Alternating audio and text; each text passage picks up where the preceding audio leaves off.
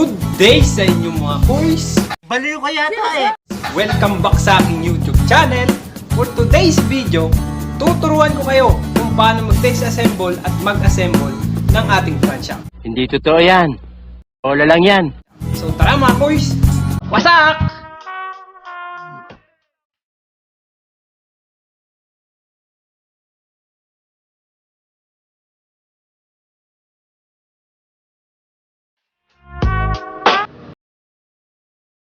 Magsimula, gusto ko lang pasalamatan at i-shoutout yung ate ko dyan sa yung lugar mga boys, si Ate Karen, Hindi totoo yan.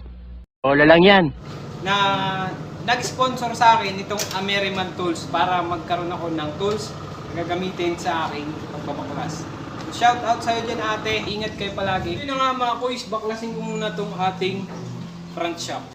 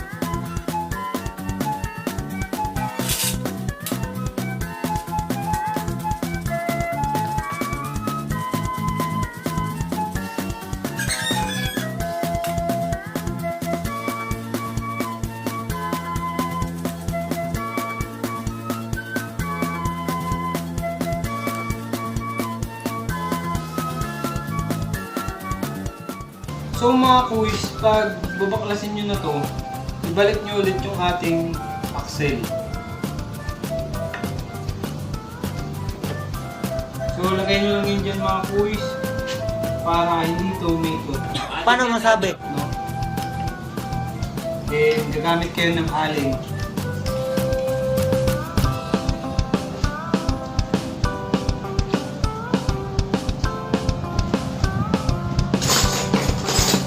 Yan, pwede na.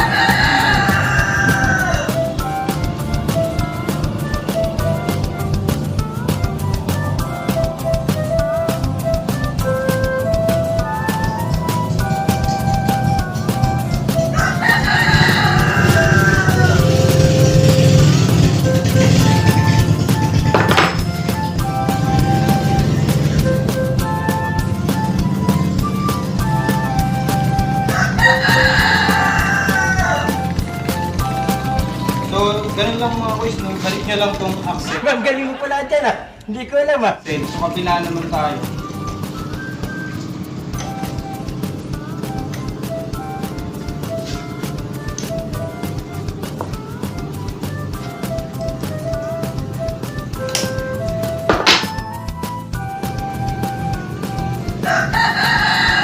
So yun na mga boys, natanggal na natin yung hindi na siya mahigpit. So ang gagawin nyo mga boys,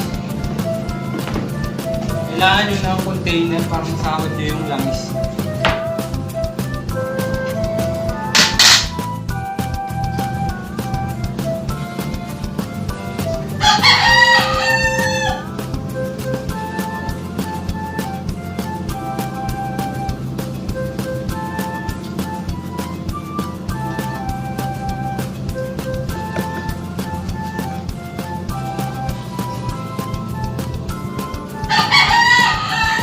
Ayan ang mga boys, nasahod na natin yung langis.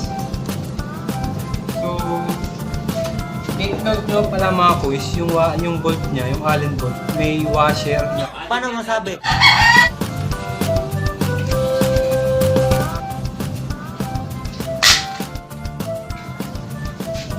Tapos, pag naubos na yung oil, pwede nyo na ito maglutin.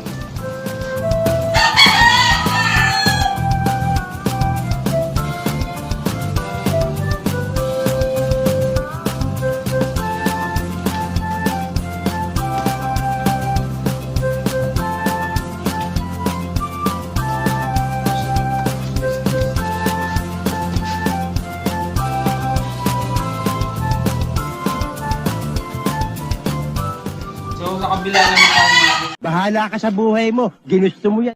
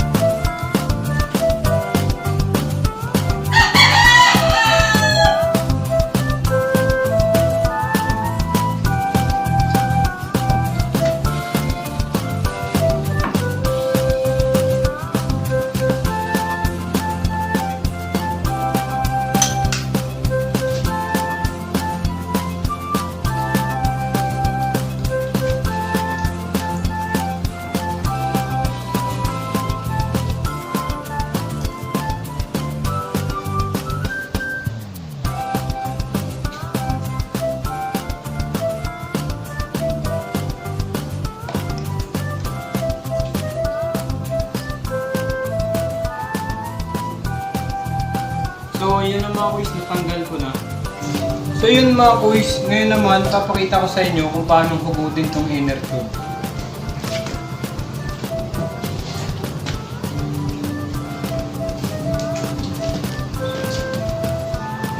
So, mga kuis, kung hindi nyo mahugot yung inner tube, o yan, nahugot natin, o. O pwede rin kung hindi nyo mahugot, gamit lang kayo doon ng 710mm sa taas, yung bolt ng inner tube natin. Ikot-ikutin nyo lang, tapos lagyan nyo ng oil yung dito banda para malubricate din, magbulas at mahugot natin. Magano ito mga kasi nahugot ko na.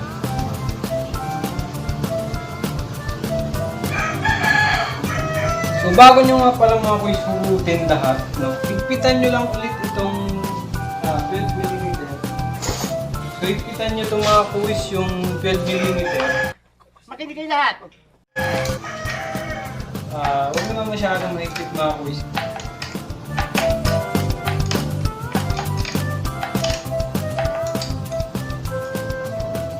So, yun mga kuwis, nahigpitan ko na.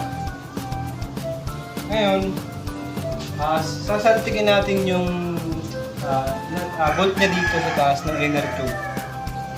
Para hindi na tayo mahirapan mamaya kasi mahirap magpigil nito mga kuis, bilog to eh. So sa pagtanggal niyan mga kuis, napakadali lang yan. So gamit yung 17mm, saltikin nyo lang. Oh my God! Wow! So yun mga kuis, nakita nyo yung sinaltik ko lang. Tanggal na yan.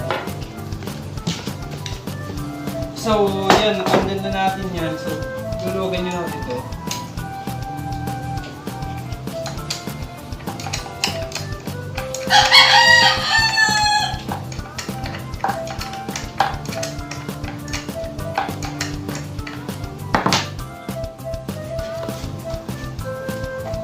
At matatanggal nyo na itong mga kuis, yung inner tube.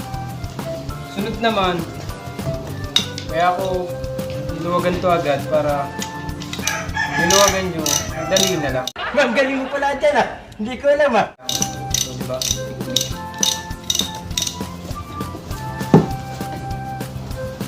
Ingat kayo dito mga kuis kasi tatalbog to pag pinusan nyo lang.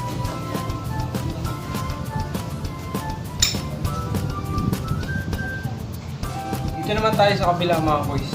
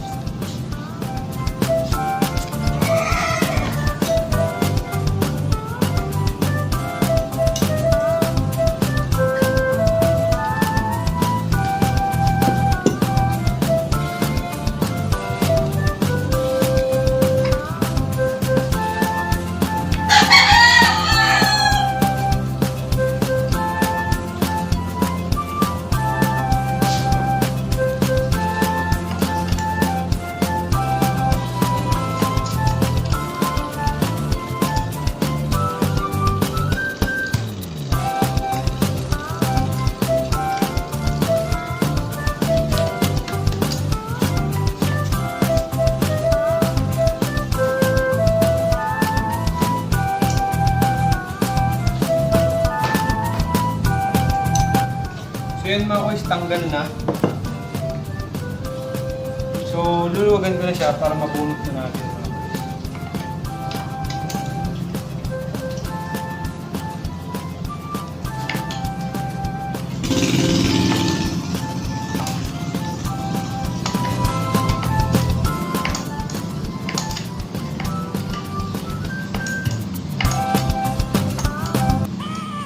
Mga kuys, kung gusto nyong linisin itong loob nito, bubuhusan nyo to ng pwedeng diesel, pwede nyo palinis dito yung diesel. So, mga kuys, kung sira na yung oil seal nyo, yung oil seal nyo, pwede nyo itong ditong buksan. So ito mga kuys, may dust seal pa to, yung sa taas, dust seal yan. Yung sunod nyan, yung nandito yung oil seal banda. So sa case ko mga kuys, wala pa naman tong mga kuys, hindi pa to nagtatagas, no? Gusto ko lang tong linisin. Tapos palitan ng oil, ng bagong oil mga kuys para maganda yung ano niya at smooth ulit. Yung inner tube nga pala mga kuys, ang laman nito mga kuys ay so meron siya parang hindi, parang ano siya, manipis na tubo. Then mga kuys, meron siyang manipis na tubo. Sunod nito mga kuys ay meron siyang washer. So meron siyang washer mga kuys. Tapos sunod yung spring. Sunod yung spring. Pupunasan natin mamaya mga kuys para malinis. Then sunod tong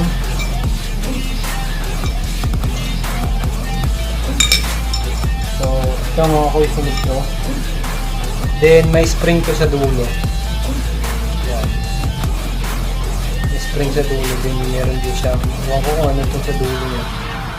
So yan mga kuys. So yun lang naman mga kuys. So yun mga kuys, linisan ko lang lahat. Para mamaya papakita ko sa inyo kung paano natin i-assemble. 2,000 years later. So yun mga kuys, tapos ko nang linisan yung lahat ng parts ng ating front shock. So malinis na yan. Ang gagawin natin ngayon, babalik na natin yan doon sa aking. So yun mga kuys, babalik na natin lahat. Uunahin natin mga kuys, itong ating inner tube. So ito yung uunahin. Tapos lagyan nyo ng langis ito. T-pose, tsaka yung butterfly. Bahala ka sa buhay mo. Ginusto mo. So, once na nalagyan nyo ng mga kuys, lagyan nyo rin yung ating inner tube. So yan mga kuys. Lagyan natin. Tapos, ibalik nyo muna pansamantala yung ating bolt. Tapos, ibalik ko na siya. Pinanggalin niya. Gago! So, yan mga kuys, nabalik ko na yung ating inner tube.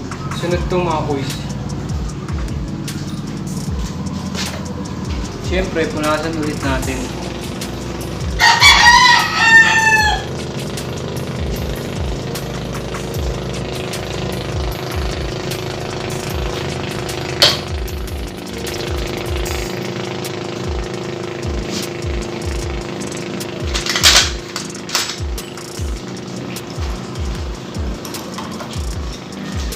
Ang sunod yung ating spring.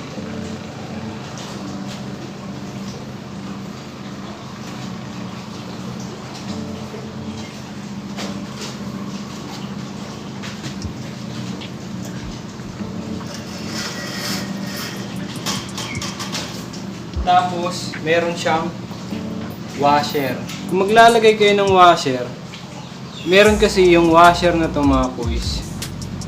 Yung dito sa top, dapat yung smooth yung edge is nasa taas ng ating inner tube. Yung matalim or yung sharp dito na edge, nasa ilalim sa bandang spring.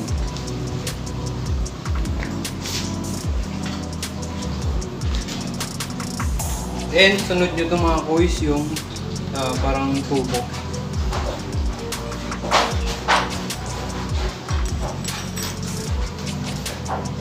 Tapos balik nyo na itong case nya.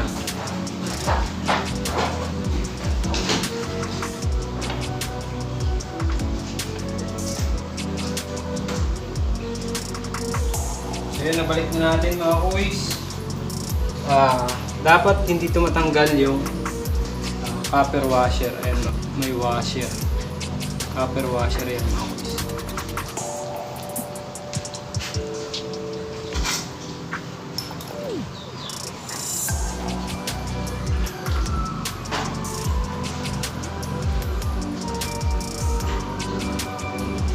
Tapos sunod natin itong bolt ng inner tube. So yung bolt ng inner tube mga kuys, meron niyang o-ring. Huwag niyong mawalan yung o-ring niya.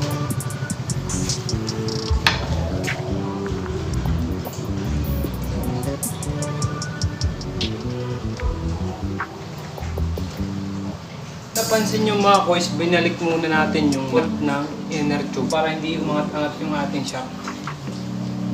So yung process na ginawa natin mga kuys, gagayahin lang natin yon. So ayun na nga mga kuys, nakita nyo na ibalik ko na yung aking front shock at yung aking gulong. So ngayon mga kuys, gaano ba dapat kadami yung fork oil na ilalagay natin sa ating front shock? May nagsasabi mga kuys na 50 ml daw, 40 ml. Pwede nyo namang sundin yun. Pero yung sa akin, mga kuys, is inoobserbahan ko siya, no?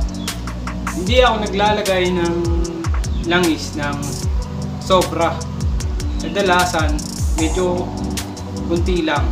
Ang ginagawa ko mga kuys, paglagay ko ng langis, inoobserbahan ko siya kapag nagamit ko na. Kung okay na ba yung lambot or yung tigas ng aking shock. Kasi pag dinamihan mo ng langis or ng fork oil yung shock, ang mangyayari, tigas din yung ating shock absorber.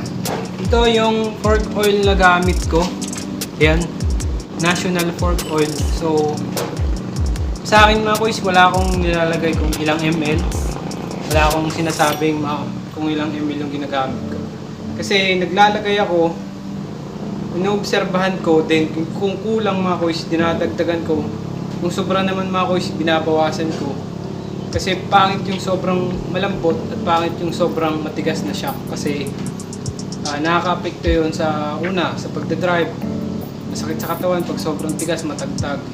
So pag sobrang lambot naman, is masagad-sagad yung shock. So dapat ma-feel nyo sa motor nyo kung gaano karami yung lalagay nyo fork oil. So, yun mga kuys. A few inches later. So, ganyan lang siyang lumaro mga kuys. Ma'am, galing mo pala dyan ah. Hindi ko alam ah. So, yun lang mga kuys. Okay na siguro to. 2,000 years later. So, gago! Ayun mga kuys, kung nagustuhan nyo yung aking video, please mag-subscribe na kayo sa aking YouTube channel at hit na rin ng notification bell para updated kayo sa mga bago kong videos. Huwag nyo rin kalimutang i-like yung video na to kung nagustuhan nyo. So yun lang mga kuys, at magkita-kita tayo sa susunod pang mga video.